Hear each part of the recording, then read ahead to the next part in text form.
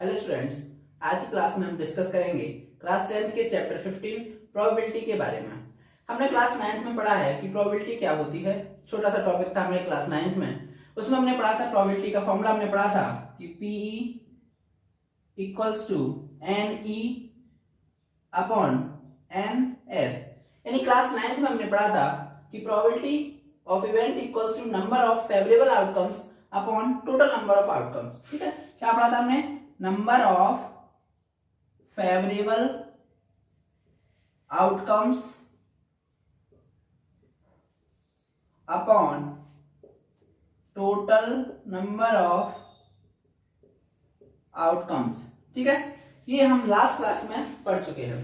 तो सबसे पहले समझ लो कि प्रोबेबिलिटी होती क्या है। तो प्रोबेबिलिटी को हिंदी में हम बोलते हैं प्रायिकता। ठीक है, क्या बोलते हैं हिंदी में? प्रायिकता। यानी किसी भी इवेंट के होने की जो पॉसिबिलिटी होती है, कोई भी काम हो, ठीक है, कोई भी इवेंट हो, किसी भी इवेंट के होने की जो पॉसिबिलिटी यानी संभावना होती है, वही क्या होती है? हमारी प्रोबेबिलिटी होती है। मान लो हमारे पास कोई एक कॉइन है। क्या है? कॉइन है। ठीक है, अब इस कॉइन में पता है कितने केसेस होते हैं? कॉइन में 2 केसेस होते हैं, 2 फेज होते हैं। एक होता है टेल और एक होता है हेड। ठीक है, अब हम इस कॉइन को उछालते हैं। हमने उस कॉइन को क्या किया? टॉस किया। तो उस पर अब हम हमसे पूछेंगे, क्या पूछेगा कि टेल आने की प्रोबेबिलिटी क्या है, हेड आने की प्रोबेबिलिटी क्या है। अब हम कॉइन को उछालेंगे तो हो सकता है टेल आए, हो सकता है हेड आए। क्या ये संभावना है? ठीक है, क्या ये पॉसिबिलिटी है? तो इसी पॉसिबिलिटी को, जो पॉसिबिलिटी है टेल या हेड आने की, वही क्या होगी? हमारी प्रोबेबिलिटी होगी। तो फॉर्मूला हम लास्ट क्लास में ही पढ़ चुके हैं, number of favourable outcomes upon total number of outcomes. ठीक है, तो देखते हैं कि इस क्लास में हमें क्या पढ़ना है। तो प्रोबेबिलिटी का फॉर्मूला जो था वो तो हमने पिछली क्लास में पढ़ ही लिया था कि P equals to NE upon NS। तो इस क्लास में जब हम इसको लिखेंगे, फॉर्मूले को लिखेंगे, तो लिखेंगे किस तरीके से वो समझ लो। Number of outcomes favourable to E upon number of all possible outcomes. यानी पूरी क्लास में, पूरे चैप्टर में हमें इसी फॉर्मूले को बस याद रखना है, इसी फॉर्मूले को तरीके से पढ़ना है। अब एक एग्जांपल के जरिए समझते हैं। ठीक है, मान लो देखो, इसमें मेनली जो हमें पढ़ना है वो किस किस को पढ़ना है? एक हमें कॉइन को पढ़ना है। सब जानते हैं कॉइन के बारे में। कॉइन में क्या होता है? टेल होता है और हेड होता है। फिर हमें उसके बाद डाइस पढ़ना है। डाइस यानी पासा, सब जानते हो। पासे में कितने आउटकम्स होते हैं? 1 2 3 4 5 6। डाइस सबने देखा है, लूडो, सांप सीढ़ी सबने खेली होगी। ठीक है, 1 2 3 4 5 6। उसके बाद हमें पढ़ना है कार्ड्स।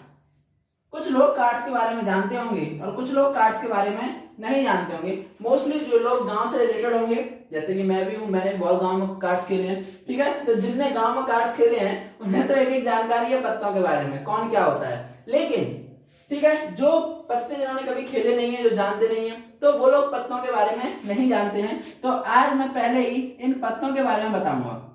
ठीक है, तो पहले तो ये समझ लो कि टोटल नंबर ऑफ कार्ड्स होते हैं वो 52 कार्ड्स होते हैं टोटल। ठीक है, अच्छा, कार्ड्स के बारे में बताने से पहले एक एग्जांपल समझ लो इस फॉर्मूले को रखने का, फिर उसके बाद हम कार्ड्स की बात करते हैं। तो एक समझ लो, मान लो, ठीक है, डाइस की बात कर लो। अब बोलता है किसी डाइस पर, है ना, किसी डाइस पर 4 आने की प्रोबेबिलिटी क्या है? किसी डाइस को फेंकने पर, ठीक है, on tossing a dice, what is the probability to getting 4 आने की प्रोबेबिलिटी क्या है? तो हमारा फॉर्मूला क्या है? Probability of event equals to number of outcomes favourable to E. इस वर्ड को याद रखना, फेवरेबल। फेवरेबल क्या होता है कि जिसके बात करेगा, जिसके बारे में क्वेश्चन हमसे पूछेगा, जिस इवेंट की वो हमसे बात करेगा, वो होते हैं फेवरेबल आउटकम्स। तो यहाँ पर बात किसकी कर रहा है? 4 की। तो डाइस में बताओ 4 कितने बार आता है? डाइस में 4 कितने बार है? ओनली 1 टाइम्स है। तो यानी नंबर ऑफ फेवरेबल आउटकम्स कितना हो गया? 1 हो गया। और फॉर्मूला नीचे क्या है? Number of all possible outcomes. अब डाइस हम फेंकेंगे तो ऑल पॉसिबल आउटकम्स क्या है? हो सकता है 1 आए, हो सकता है 2 आए, हो सकता है 3 आए, 4 आए, 5 आए, पता नहीं है, हमें, हम तो फेंक रहे हैं डाइस को, कुछ भी आ सकता है। तो ये जो टोटल है, यही number of all possible outcomes होंगे। तो हम क्या रखेंगे? फॉर्मूले में पुट करेंगे। ठीक है, तो number of outcomes favourable to E. Favourable outcomes कितने हमारे पास? ओनली 1, क्योंकि सिर्फ 4 की पूछा है। तो हम यहाँ पर क्या लिखेंगे? 1 upon number of total outcomes, total possible outcomes. तो टोटल पॉसिबल आउटकम्स क्या है? 6 है, तो इसलिए हम इसको लिखेंगे 1 अपॉन 6। और ये हमारी प्रोबेबिलिटी आ गई। प्रोबेबिलिटी अभी ई लिखा है मैंने यहाँ पर। ठीक है, तो जिसकी पूछता है, ये मैंने इवेंट लिखा है क्योंकि फॉर्मूला था। जिसकी भी पूछेगा हमें वही लिखना पड़ेगा। यानी हम यहाँ पर क्या लिखेंगे, ई की जगह पर हमें क्या है 4 चाहिए, तो प्रोबेबिलिटी ऑफ गेटिंग 4, तो यहाँ पे हम क्या लिख देंगे गेटिंग 4। ठीक है, जिसकी पूछेगा उसमें हम ई की जगह पर वो लिखा करेंगे हर एक क्वेश्चन में। ठीक है, तो ऐसे करके हम प्रोबेबिलिटी फाइंड करेंगे। अब हम जान लेते हैं कार्ड्स के बारे में। तो कार्ड्स के बारे में जान लेते हैं पहले। तो जैसा कि मैंने बताया कि 52 कार्ड्स होते हैं। ठीक है, ये कार्ड्स है मेरे हाथ में। टोटल कार्ड्स जो होते हैं, टोटल कार्ड्स कितने होते हैं 52 होते हैं। देखो अगर हमें कार्ड्स के बारे में नॉलेज नहीं होगी तो कार्ड से रिलेटेड जो भी क्वेश्चन आएगा उसको हम सॉल्व नहीं कर पाएंगे, हमें पता ही नहीं होगा कि पूछ क्या रहा है ना। तो कार्ड्स में टोटल कार्ड्स कितने होते हैं 52 होते हैं, और ये फर्दर 4 पार्ट्स में डिवाइड रहते हैं। कितने पार्ट्स में 4 पार्ट्स में। तो मैं इनको 4 पार्ट्स में डिवाइड कर रहा हूं, 1 2 3 एंड 4। ठीक है, 4 पार्ट्स में डिवाइड रहते हैं। इसमें हम बात करते हैं, इसमें जो 4 पार्ट्स है इसमें पहला पार्ट होता है इसका हुक्म। ठीक है, कोई भी आगे पीछे लो कोई दिक्कत नहीं। स्पेड बोलते हैं हुक्म को, स्पेड। ठीक है, उसके बाद बोलते हैं क्लब, जिसको हम हिंदी में बोलते हैं चिड़ी। ठीक है, उसके बाद हम पढ़ेंगे डायमंड, जिसको हम हिंदी में बोलते हैं ईंट, और लास्ट होता है हर्ट, जिसको हम हिंदी में बोलते हैं पान। टोटल कार्ड्स होते हैं 52, 4 पार्ट्स में ये डिवाइडेड है। ठीक है, तो कितने कितने होंगे ये, यानी ये होंगे 13 ये होंगे। ठीक है, 13 ये होंगे, 13 ये होंगे और 13 ये होंगे, यानी चारों 13 13 13 होंगे। ठीक है, अब इसमें कुछ ऐसे कार्ड्स होते हैं जिनमें फेस होता है, यानी चेहरा बन के आता है। जैसे कि मैं कार्ड्स दिखा रहा हूं, तो देखो ये किंग है, इस पे चेहरा बना हुआ है। ठीक है, कुछ ऐसे होते हैं जिन पर चेहरा नहीं होता, जैसे देखो इस पे सिर्फ नंबर लिखा हुआ है 7, तो इस पे फेस नहीं है। ठीक है, तो ऐसे कार्ड्स होते हैं जिन पर फेस होता है, और कुछ कार्ड्स ऐसे होते हैं जिन पर फेस नहीं होता। तो हम एक एक करके पढ़ते थे। इसमें 1 नहीं होता, इसमें क्या नहीं होता 1 नहीं होता। 1 की जगह इनमें होता है एस। क्या होता है एस, जिसको हम हिंदी में बोलते हैं इक्का। और जब हम कार्ड्स खेलते हैं तो इक्का यही होता है, सबसे बड़ा पत्ता माना जाता है, सबसे बड़ा कार्ड्स माना जाता है। तो इन सबके पास इनका एक एक एस होता है, अपना एक एक इक्का होता है सबका, है ना। यानी स्पेड यानी हुक्म का इक्का, इसका इक्का। ठीक है, सबका अपना एक एक एस होता है। ठीक है, अब इक्का काम करता है 1 का, ऐसे मान लेते हैं कि इक्का 1 का। ठीक है, फिर इसके बाद काउंटिंग चालू होती है। इसमें कहां तक 2 होता है, इसमें 2 3 4 5 6 7 8 9 एंड 10 एंड सिमिलरली सब में होता है। ठीक है, मैं एक का ही बता रहा हूं, सिमिलरली सब में समझ के चलो। ठीक है, इसमें भी 2 3 इसमें होता है 10 तक, इसमें भी होता है, इसमें भी होता है, इसमें भी होता है। 10 के बाद जो पत्ता होता है उसको हम बोलते हैं जैक। ठीक है, जिसको हिंदी में बोलते हैं गुलाम। इसके पास भी होता है जैक, इसके पास भी और इसके पास भी। फिर इसके बाद होता है जैक के बाद 10, ये 11 नंबर का हो गया जैक। 12 नंबर पे आती है तुम्हारी क्वीन, क्यून, जिसको हम हिंदी में बोलते हैं रानी या बेगम, है ना। कार्ड्स की में उसमें बेगम बोला जाता है, सबके पास होती है बेगम। अब क्या हो, कितने हो गए 13 मैंने बताए थे। तो देखो एस 1 हो गया, 2 3 4 5 6 7 8 9 10 हो गए, ये 11 ये 12, और लास्ट बचा तुम्हारा किंग। क्या बचा किंग। ठीक है, किंग जिसको बोलते हैं बादशाह। ठीक है, जो इस पे भी, इस पे भी, इस पे भी, सब पे होता है। ठीक है, तो अगर हम 52 कार्ड्स की बात करें तो सबसे पहले समझो कि इनमें कलर्स होते हैं। ठीक है, तो यानी ये जो होते हैं स्पेड और क्लब जो होते हैं ये दोनों ब्लैक कलर के होते हैं। कौन सा कलर के, ये दोनों तो होते हैं ब्लैक कलर के। ब्लैक कलर के कार्ड्स होते हैं स्पेड और क्लब के। और डायमंड और हर्ट जो होती है, ईंट और पान होती है, होते हैं रेड कलर के। कौन से कलर के, रेड कलर के। तो देखो यहीं से समझते चलो, टोटल कार्ड्स कितने हो गए 52। अगर ब्लैक कलर के कार्ड्स की पूछूं मैं, तो ब्लैक कलर के कितने कार्ड्स होते हैं, तो ब्लैक कलर के कितने कार्ड्स हो गए 13 ये कितने हो गए टोटल 26, यानी ब्लैक कलर के कितने कार्ड्स हो गए 26। ऐसे डायमंड और हार्ट ये रेड होते हैं, तो रेड कलर के भी कितने कार्ड्स हो गए 26। ठीक है, अब अगर 52 पत्तों की बात करें, टोटल कार्ड्स की बात करें, और इसमें अगर वो पूछे कि एस आने की प्रोबेबिलिटी क्या होगी, एस तो ऐसा होता है एक का। ठीक है, एक ये एक का है, चारों दिखा रहा हूं मैं आपको।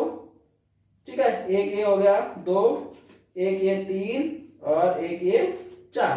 ये देखो बस इसी से मैं समझा दूंगा, सारे समझ में आ जाएंगे। ये देखो 4 रख के देख रहे हैं, 1 2 3 एंड 4, ठीक है, 4। ये चारों जो इक्के हैं 4 एस होते हैं। तो अगर वो हमसे पूछेगा कि एक वेल सफल डेक है 52 कार्ड्स की, उसमें से एस आने की प्रोबेबिलिटी क्या है, तो टोटल एस कितने हैं 4। तो फॉर्मूला डायरेक्ट लिख देंगे P इक्वल्स टू NE/NS, है ना। तो direct number of favourable outcomes किसकी बात कर रहा है, मैंने बताया कि फेवरेबल वो होता है जिसकी बात करता है, तो फेवरेबल एस की बात कर रहा है। तो टोटल एस कितने हैं, नंबर ऑफ फेवरेबल ऊपर रखा जाएगा तो 4 upon total number of possible outcomes. Possible outcomes कितने हैं, अगर 52 पत्ते हैं उनमें से कोई एक कार्ड खींचना है तो कोई भी आ सकता है। तो टोटल नंबर ऑफ पॉसिबल कितने हैं 52, तो यानी 4, यानी प्रोबेबिलिटी ऑफ एस आने की प्रोबेबिलिटी क्या होगी 4/52। इसको कट कर देंगे तो कितनी आएगी 1/30, ठीक है।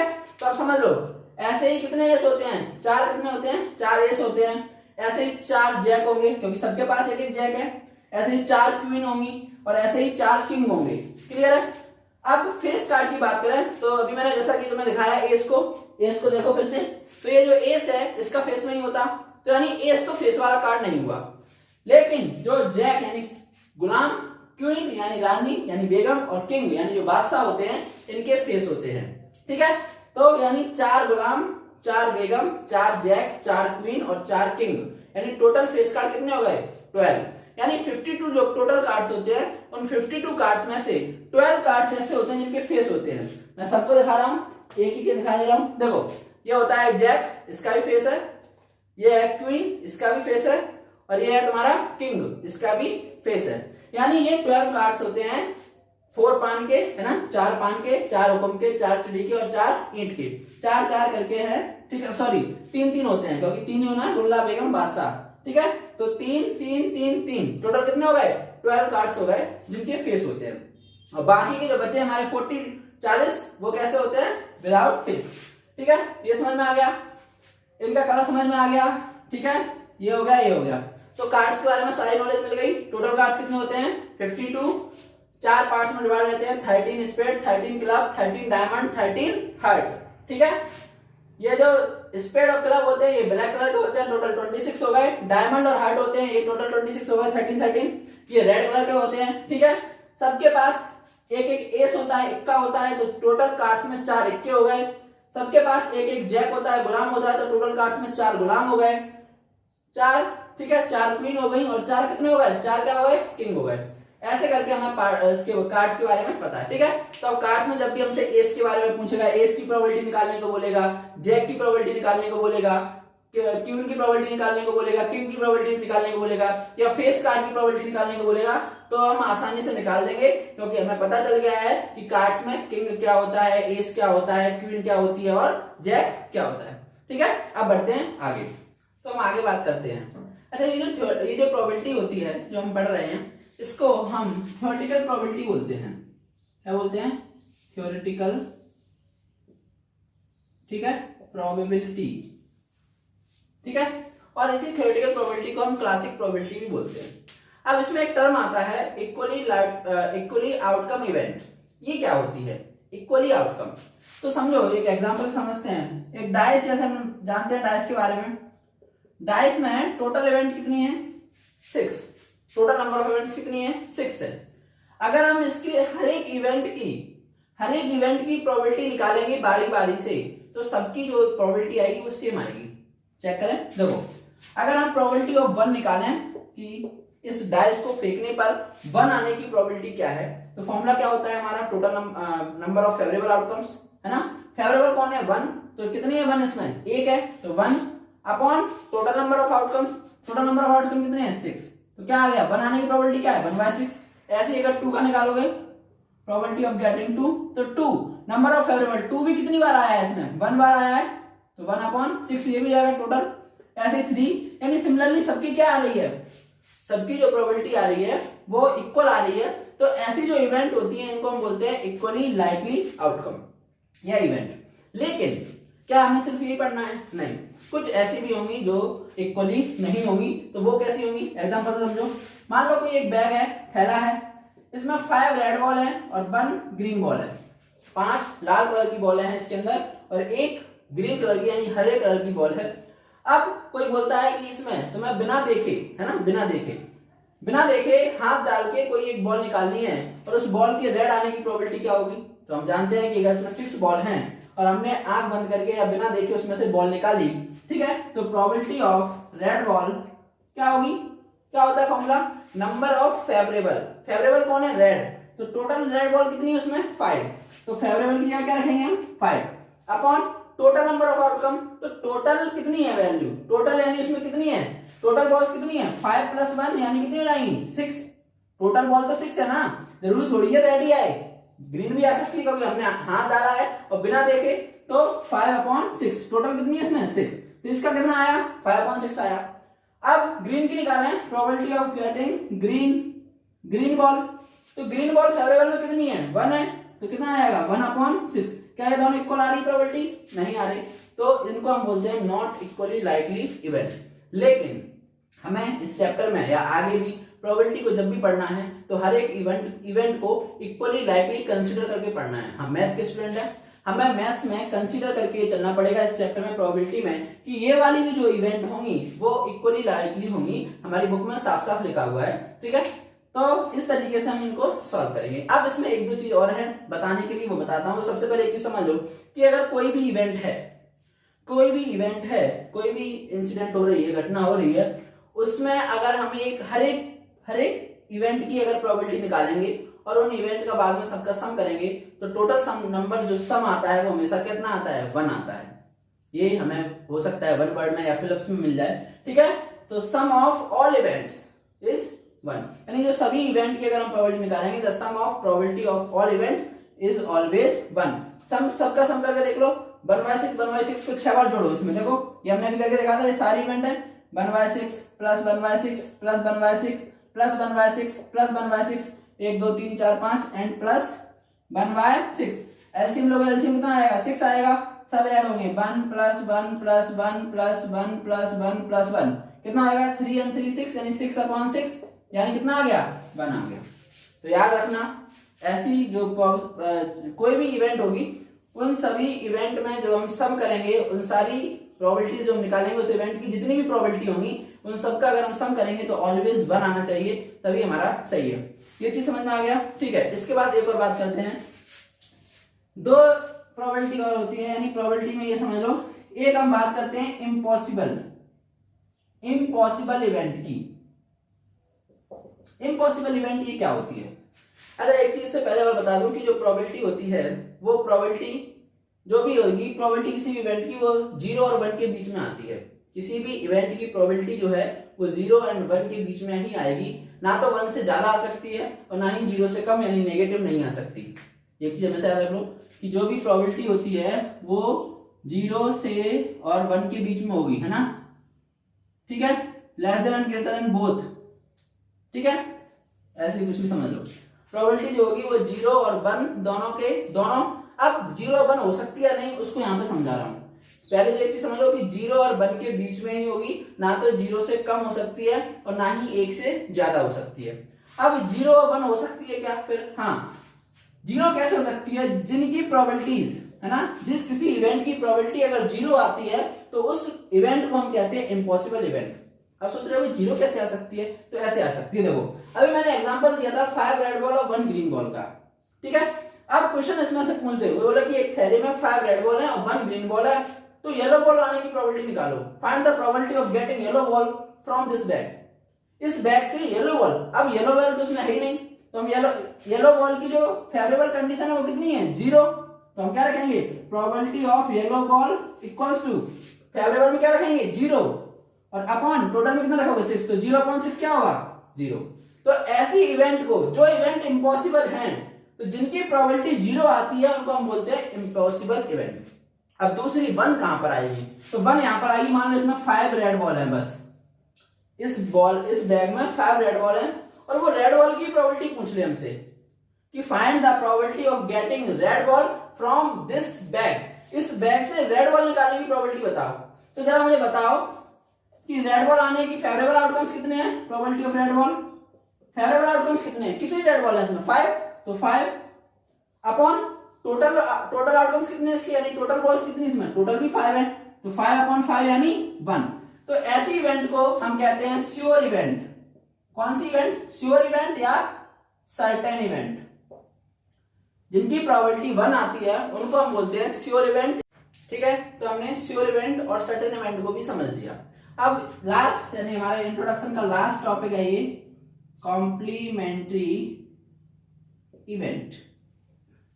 ठीक है, कॉम्प्लीमेंट्री इवेंट क्या होती है, बिल्कुल सिंपल समझो। अभी जैसे कि हम निकाल रहे थे कि प्रोबेबिलिटी ऑफ 1 क्या है, 1/6 आई हमारी, प्रोबेबिलिटी ऑफ 2 भी क्या आई, 1/6। अभी तक वो पूछ रहा था क्या कि probability of getting 1, probability of getting 2, probability of getting 3। अब अगर वो जस्ट उल्टा पूछे प्रोबेबिलिटी ऑफ गेटिंग नॉट 1, यानी यहां पर वो पूछे प्रोबेबिलिटी ऑफ गेटिंग नॉट 1 यानी 1 आने की प्रोबेबिलिटी क्या है, 1 ना आने की प्रोबेबिलिटी क्या है। अभी तक तो 1 आने की पूछ रहा था, अब पूछे अगर 1 ना आने की प्रोबेबिलिटी क्या है, तो समझ लो इसके लिए एक फॉर्मूला होता है PE equals to 1 minus PE not, या इसी फॉर्मूले को पहले तो हम ऐसे लिखते हैं PE प्लस PE नॉट बराबर 1, या इसी का तीसरा फॉर्म होता है PE नॉट बराबर 1 माइनस PE। देखो ये होता है मेनली फॉर्मूला, और इसी फॉर्मूले से बने हैं ये दोनों फॉर्मूले। सिंपल है, अगर हम PE को देखें तो ये यहीं रखें, ये PE नॉट है, उसको उधर भेज दें तो फॉर्मूला ये बन जाएगा। अगर हमें PE नॉट की वैल्यू निकालनी है तो इसको उधर भेज दो तो फॉर्मूला ये बन जाएगा। ये होता क्या है, तो ये पूछता है, यानी ये जो होता है ये तो हम निकाले थे probability of event, probability of getting 1 यानी probability of getting event.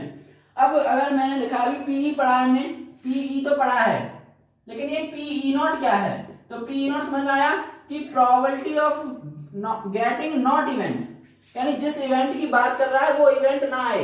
Probability of getting not 1 ना आने की प्रोबेबिलिटी क्या है, तो हम इसको कैसे रिप्रेजेंट करेंगे, PE नॉट से। ठीक है, तो याद रखना कि इसका और इसका सम यानी प्रोबेबिलिटी ऑफ गेटिंग इवेंट और probability of not getting event का सम जो होता है वो 1 आता है। कैसे आता है समझ लो। अब हमने प्रोबेबिलिटी ऑफ 1 निकाली, कितनी आई, 1/6 आई।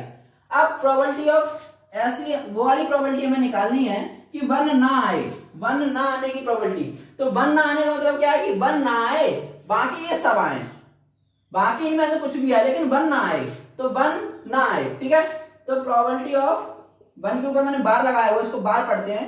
तो प्रोबेबिलिटी ऑफ गेटिंग नॉट 1, तो अब नंबर ऑफ एरर कितने हैं, नंबर ऑफ एरर 5 और टोटल कितने हैं 6। 1 निकालने की क्या आई 1/6 और इसकी कितनी आई 5/6। मैंने बताया फॉर्मूला क्या है कि probability of event plus probability of getting not event equals to क्या आएगा 1 आएगा। तो जरा इन दोनों को सम करके देखो क्या 1 आ रहा है, बिल्कुल आएगा 1/6 प्लस 5/6 यानी 6/6 और दोनों को काट दो तो 1। क्लियर है कि नहीं क्लियर है ये फॉर्मूला। तो याद रखना कि जब भी हमारे पास ये हो प्रोबेबिलिटी ऑफ गेटिंग इवेंट हो और हमें ये निकालना हो तो डायरेक्ट हम फॉर्मूले से निकालेंगे। निकाल तो हम यहाँ से भी सकते हैं, हमें पता है कैसे निकालते हैं। अगर 1 की पूछ रहा है तो ऐसे निकाल दिया, और वो पूछ रहा है कि 1 ना आए तो ये ऐसे निकाल दिया। ठीक है, तो हम आसानी से इसको निकाल सकते हैं इस फॉर्मूले। और इसी इवेंट को, इन्हीं इवेंट को PE और PE नॉट को हम कहते हैं कॉम्प्लीमेंट्री इवेंट। ये आज की क्लास का हमारा इंट्रोडक्शन कंप्लीट है। कल की क्लास में हम इससे रिलेटेड एग्जांपल्स और एक्सरसाइज को सॉल्व करेंगे। आज की वीडियो कैसी लगी लाइक शेयर और कमेंट करें। ठीक है, मिलते हैं नेक्स्ट वीडियो में। Thank you so much.